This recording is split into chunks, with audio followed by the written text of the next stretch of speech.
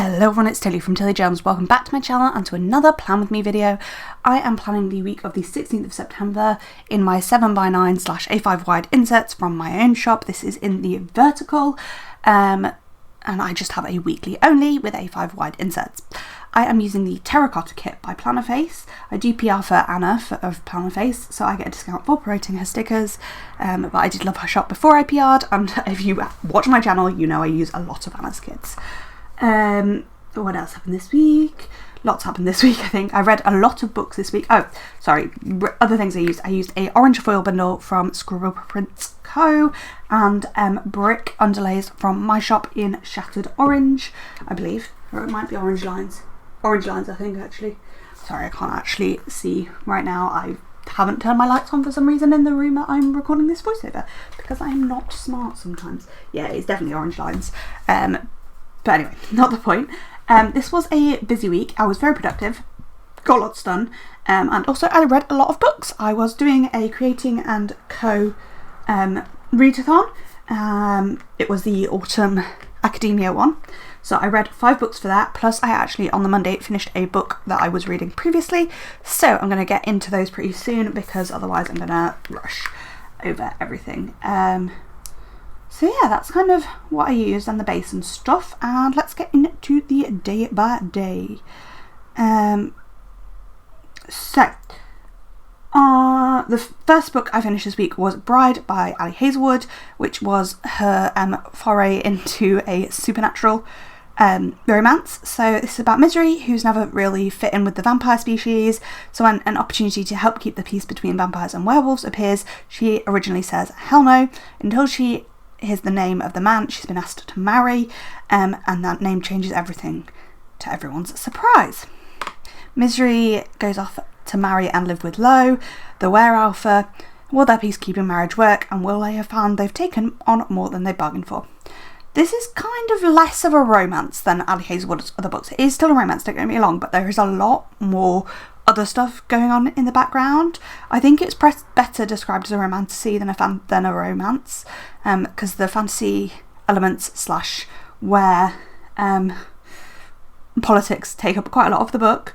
I wish I'd realised that going in, because I think I'd have enjoyed it more if I had. I gave this 4 stars, so don't get me wrong, I still enjoyed it, but it wasn't quite what I expected. I did enjoy the amount of world building and the information about the politics, but the romance just was probably the worst and like my least favourite part of the book. So when I went in for a romance, it didn't really work for me, and I worked out the romance twist pretty much immediately, so there wasn't enough build up. The third act breakup, which is classic in romances, was just so unnecessary. There was enough drama going on without it.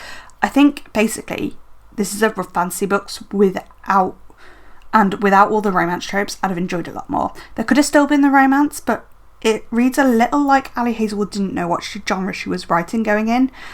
But I did really enjoy it, and I would recommend it. There was mystery, the coupe were excellent, and the romance was cute. It just wasn't what I've come to expect from Ali Hazelwood. But as I said, I still gave it 4 stars, so that was a very negative review for something I gave 4 stars to. Next up we have a reread of Heartstopper Volume 4, which I reread for the learning prompt in the readathon, because it's set in a school. Oh well, sort of. So this is the adorableness of Heartstopper, but it also has some darker themes of mental illness and hospitalisation and loving somebody with significant mental illness, which these are all things that are a huge deal to me. Like, if you've been watching my channel for a while, you know I have struggled quite significantly with my mental health, and I was actually hospitalised last year with my mental health. So yeah, it hit hard for me, and I really enjoyed it. So yeah, highly recommend that. The whole Heartstopper series I'm really enjoying. I cannot wait for the last volume, Volume 6. But yeah. Next up we have A Study in Drowning by Ava Reid. Sorry, I gave Heartstopper 5 stars. Shock horror. So A Study in Drowning by Ava Reid was the group read for this readathon. It's not something I would normally have picked up, and I ended up giving it 3.75 stars, which I have rounded down to 3.5, because I think it's probably closer to 3.5 than 4 for me. So this is about Effie, whose favourite author author is Mirrodin, and Mirrodin's son's running a competition to remodel the late author's house. When Effie wins and ends up staying there, it feels like kismet. However, she soon discovers she's not the only student staying in the house. Preston is too, and his mission is a little darker, trying to discover the true authorship of Mirrodin's works. As the rivals work on their project, it turns out that Effie's beliefs in fairy tales are not as unfounded as they seemed. Honestly, this was a bit of a slow burn for me. As I've said, it's not something I would have normally picked up, but I wanted to give it a chance, and I did, and I'm glad I did, but it took me quite a long time to be able to get into the story and follow it. I just don't think I was that interested, but overall I do think it was worth it. The second half was definitely better than the first half and much easier to read. The book reads like it doesn't know when it's set. There are some, the bits like sexism and misogyny that were very set in the 1930s, and there are other bits that feel like they're set now, and I wish I knew what the author was going for with when it was set. There are some attempts to question misogyny and sexism, but it just kind of falls a bit flat there. This is a romantasy, and the romance was fine. The plot was predictable, but it was good overall. It was fine. I don't know. 3.5 is yeah, it's better than nothing, but I wouldn't highly recommend it, Next up we have Never Have I Ever, which I read for the second-hand prompt. I picked this up from a second-hand book sale, and this is by Jocelyn Jackson. This is about Amy, who's a normal suburban mum with a loving husband, stepchild and best friend. Or at least that's how things appear. Until Ro turns up and dares Amy to a game that's going to dredge up her past. Who will win this game of cat and mouse, and will Amy need to give up her integrity to win? This is a decent thriller. I thought giving it the name of Never Have I Ever would have meant the game was more integral to the book, but it just wasn't. There is bits of the ongoing game running through the book, but it kind of starts with the game and then doesn't really, I don't know. I just feel like it wasn't the right title for this book. There are lots of scuba diving references thrown in, and as somebody who's PADI scuba certified, I did enjoy that. I did not see all of the twists coming, which is a nice change for me because I've read quite a lot of thrillers and a lot of them have been quite predictable, but I did spoil myself for one of the twists by reading the content warnings, but I do always read content warnings for books because I like to know going in if there's something that might trigger with me. I loved Amy's growth during the book and her realisation of who she was, but you can understand why she did what she did, but there's something that happens near the end that kind of makes me question all the growth through the book, and I'm I think overall the truth of this book is that everyone's hiding something, but that something is very different depending on your past, and that's kind of the truth of life as well. So yeah. And does that past define you? I don't know, that's a really tricky question. Who knows? But anyway, overall I gave Never Have I Ever 4 stars. And on to the last book I read this week, penultimate book I read this week was Daisy Jones and the Six, which I gave 5 stars to. So this is by Taylor Jenkins Reid, and if you have read The Six Husbands of Evelyn Hugo, it's by the same author, and it's written in the same sort of style. It is a fiction written as if it is a non-fiction book. So Daisy Jones and the Six were a huge rock band until suddenly during their tour they broke up. No one knows the truth of their whole story, at least not until now. So this is written as a mixed point of view from lots of people, as if the characters were answering an interview question, but the questions aren't there, but they're talking about the things that happened as if they had been interviewed. Does that make sense? So yeah, as I've said, with Jenkins and Reid's other books, this is written as fiction. This is a fiction written as a non-fiction, and it works so well for this story. It makes the band really, really real. Their emotions are raw, and it's hard to believe that they're fictional. How is this not real? The several point of views doesn't really get confusing, particularly with the audiobook, because it's a full cast recording, which is perfection for this sort of thing. I think it'd be very hard to follow with a single person speaking, I can't think of the name. Like, person reading it, I can't think of the name, oh my god. I don't know how it reads as a physical book because I read it as an audiobook. The raw emotion, self-acceptance through the book is a lot, and you're really rooting for several of the band characters at different times, band members at several different times. The reveal near the end, and that author's note, man, I don't want to say much, but one of the characters is just too pure. I really enjoyed this book, and I absolutely sobbed a few times near the end, and I highly, highly recommend. There's a lot of drugs, sex, infidelity, and how choices we make affect other people. And if you want to read this and like that's the sort of area that triggers you, it's worth probably reading the content warnings. And the audiobook is done so well, I'd really recommend the audiobook. I'm not sure I'd have rated it as highly if it had been a physical book. Okay, so that is Daisy Jones and the Six, and on to the final book that I finished this week, which is All Systems Red, which is a novella that I read as an audiobook. It's by Martha Wells, and I gave it 1 star. For some reason in my planner I put 3, but no, this is a 1-star read for me, which basically means I should have DNF'd this, but I know why I didn't.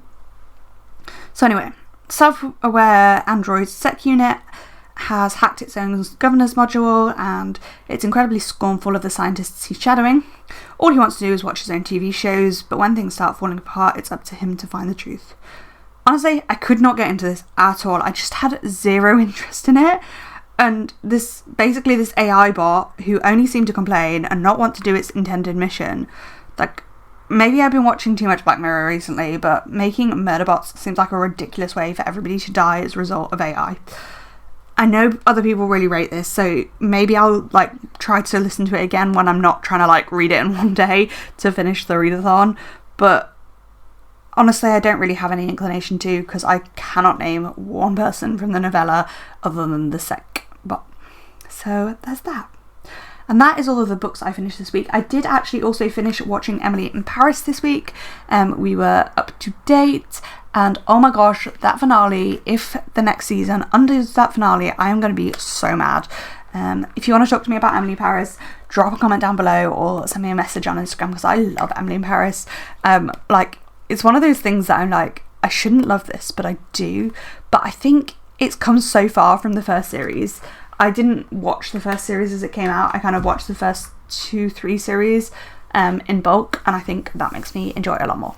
Anyway, let's get into the day by day, because otherwise I am not going to have time to talk about it. Luckily, not a lot of interest happened this week. It was just a very productive week. So it started off on Monday doing odd jobs and bits and pieces. Then I filmed a plan with me.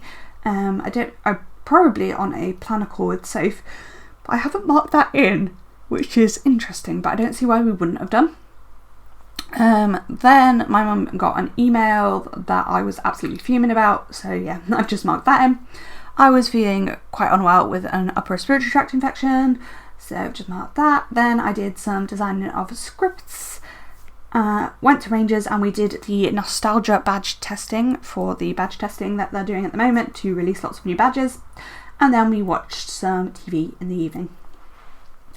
On to Tuesday, lots of little things went wrong before work, and nothing remarkable, just every little thing that happened went wrong. And you know when you're just having one of those days, I was taking in stuff for the mess, I threw Marmite everywhere, in packets at least, but it went everywhere, and they're just little things like that, and it was just ugh.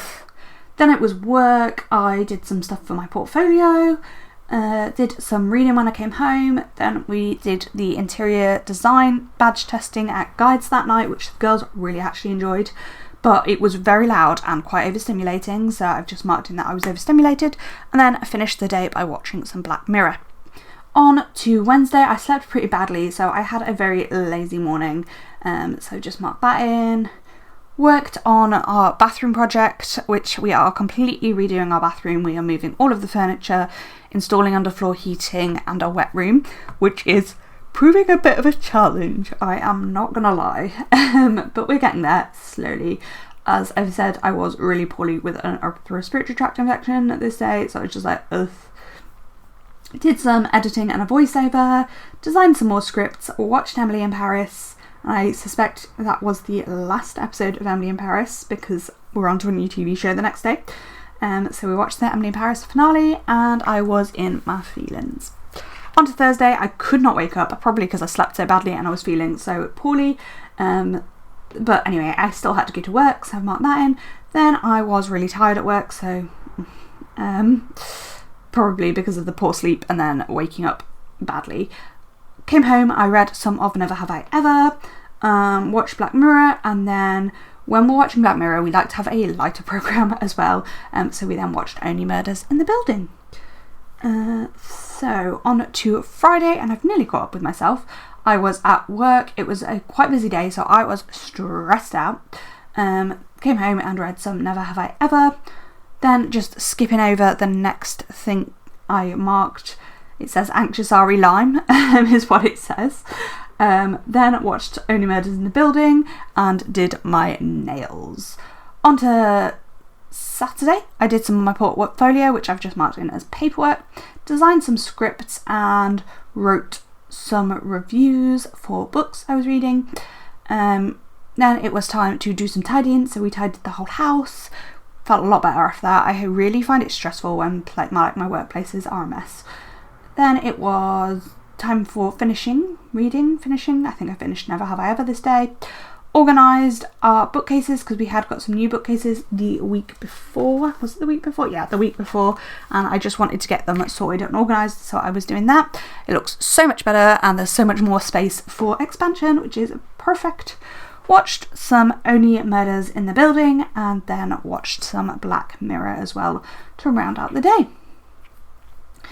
On to Sunday, I did do some reading first thing. Can't remember whether I finished Never Have I Ever on the Saturday or the Sunday, but one of those 2 days I did finish the book. I then put stickers down in my journal because I do pre-sticker it, so I just write in on the actual day, I just fill in a page. Then I did some more script designing. This was probably for the shop script drop that has now happened. I did some editing and recorded a voiceover. Foiled and cut some things, probably stuff for a kit lineup video. That's mostly what I foil and cut until the shop reopened, which was happened in real life but hasn't happened in my voiceovers yet. But I am quite far behind. Like it's the last week of October when I'm recording this voiceover. Then I filmed a Plan With Me. I probably needed something that I was foiling and cutting for that Plan With Me. And then we watched some TV. Not sure whether it was Black Mirror or Only Murders in the Building because we did intertwine them. And that's kind of everything. So that is like the finished spread. Here are my leftovers. As it's a Plannerface kit, we do have plenty left over. And then there's the foil leftovers, some massive overfoiling on my underlay sheet, but I do use oops from my own shop. So that is everything. Comment, like down below, all that kind of jazz, and I will see you in my next video. Thanks for watching. Bye!